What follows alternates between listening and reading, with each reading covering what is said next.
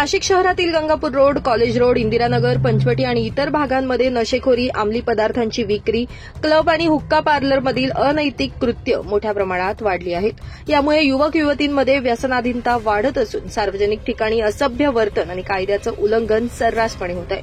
नुकत्याच समोर आलेल्या घटनांमध्ये नशेच्या प्रभावाखाली पोलिसांसोबत वाद घालणाऱ्या काही युवक युवतींचे व्हिडिओ सोशल माध्यमांवर व्हायरल झाले असून ही परिस्थिती अत्यंत गंभीर बनत असल्याचं समोर येत आहे। या समस्येवर तातडीनं कठोर उपाययोजना करण्यात याव्या या मागणीसाठी हिंदू जनजागृती समितीच्या रणरागिणी शाखेच्या वतीनं पोलीस प्रशासन आणि जिल्हाधिकाऱ्यांना निवेदन देण्यात आलंय।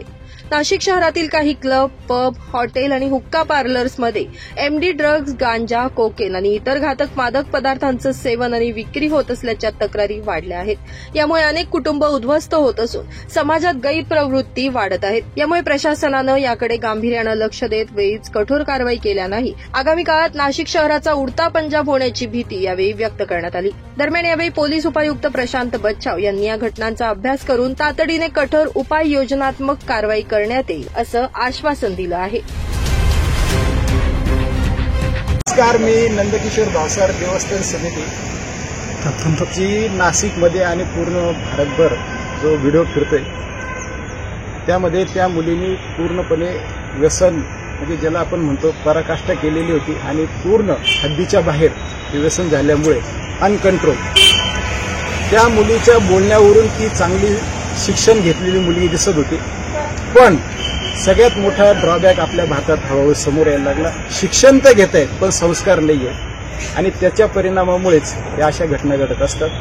पोलिसांबरोबर हुज्जत न घालता त्या मुलीने चूक कबूल करून ताबडतोब त्या ठिकाणाहून एक तर निघून यायला पाहिजे होतं, ते पोलीस सांगेल त्याप्रमाणे पुढे प्रोसिजर करायला पाहिजे होती। एवढंच सांगणे की पोलिसांना पण विनंती आहे की चेकपोस्ट आणि रात्रीची गस्त ह्या दोन गोष्टी, त्याचप्रमाणे गृहमंत्र्यांना पण विनंती आहे की फार मोठ्या प्रमाणात पोलीस खात्यामध्ये पोलिसांची संख्याबळ फार कमी आहे, मग अशा घटना घडण्यासाठी किंवा घडत असेल तर त्यावर पायबंद आणण्यासाठी पोलीस बळ पण तेवढं आपल्या महाराष्ट्रात पाहिजे, ही विनंती नक्कीच आपण मान्य करावी अशी विनंती। धन्यवाद। नमस्कार, मी सौ अनिता मुठे, भारतीय स्त्री शक्ती या संस्थेमध्ये काउन्सिलर म्हणून काम करते।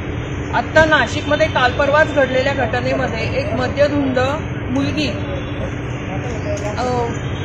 म्हणजे फार तरुण असलेली मुलगी रात्रीच्या वेळेला पोलिसांची हुज्जत घालत होती आणि त्या घटनेचा निषेध म्हणून आम्ही सगळे जमलेले आहोत। या मद्यधुंद मुलीला कायद्याचं ज्ञान होतं, पण एवढ्या रात्री एका परपुरुषांबरोबर ती रस्त्यामध्ये जे वागत होती त्याच्यासाठी निषेध नोंदवण्यासाठी आम्ही जमलोय आणि ही व्यसनाधीनता नाशिकमध्ये जर वाढली तर त्याचं सांस्कृतिक महत्त्व हे कमी। नमस्कार, मी कुमारी रागेश्री देशपांडे, रणरागिणी शाखा, हिंदू जनजागृती समिती नाशिक। आज आम्ही समस्त हिंदुत्ववादी संघटना, हिंदू जनजागृती समिती, रणरागिणी शाखा, मंदिर महासंघाचे काही प्रतिनिधी, अधिवक्ता यांनी एकत्रितरित्या जिल्हाधिकारी आणि पोलीस यांना आपण निवेदन दिले। नुकतंच नाशिकमध्ये 2 दिवसापूर्वी एक घटना घडली ज्यामध्ये एक तरुण मुलगी रात्रीच्या वेळी मद्यधुंद अवस्थेमध्ये भर रस्त्यावर पोलिसांवर अरेरावी करताना दिसत आहे।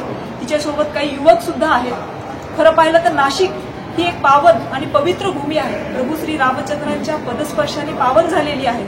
नाशिक शहराला ऐतिहासिक आणि धार्मिक वारसा सुद्धा आहे।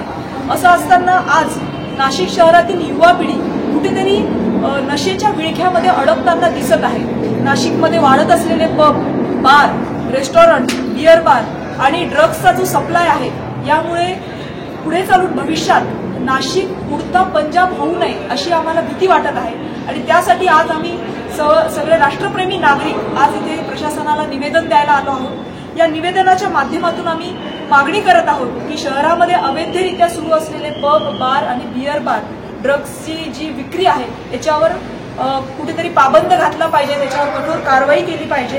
रात्री 10 नंतर कोणतेही क्लब, पब, बार, हुक्का पार्लर हे सुरू असू नये आणि नियम न पाळणाऱ्यांवर कठोर कारवाई करण्यात यावी अशी आम्ही मागणी करतोय। त्याचबरोबर या माध्यमातून कुठेतरी ड्रग जिहाद सुरू आहे का, त्या माध्यमातून हिंदू युवतींना लव जिहादमध्ये फसवलं जात आहे का याची सुद्धा प्रशासनाने कठोरपणे चौकशी करावी आणि सगळ्यात महत्त्वाचं म्हणजे शहरामध्ये ड्रग्स विरोधी मोहीम राबवण्यासाठी एक स्वतंत्र पोलीस युनिट स्थापन करण्यात यावं आणि ड्रग पुरवठादार, विक्रेते, तस्कर यांच्यावर अत्यंत कठोर कारवाई करण्यात यावी अशी मागणी आम्ही या निवेदनाच्या माध्यमातून प्रशासनाला आणि प्रशासनाला करत आहोत. नमस्कार. ब्युरो रिपोर्ट, नाशिक माझा न्यूज, नाशिक.